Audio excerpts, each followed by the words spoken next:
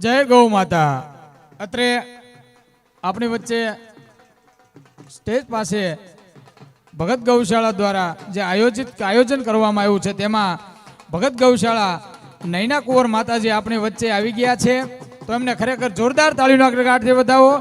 ગૌ માતાનો પણ નારો લાગવો જોઈએ. જય જય ગૌ માતા, જય ગૌ માતા.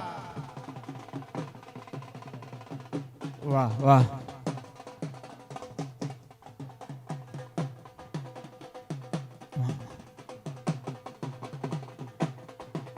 માતાજીનું પણ આપણે શબ્દોથી સ્વાગત કરીએ છીએ, તેમજ માતાજીને વિનંતી કરીએ પધારો માતાજી, પોતાના સ્થાન ઉપર માતાજી પધારે.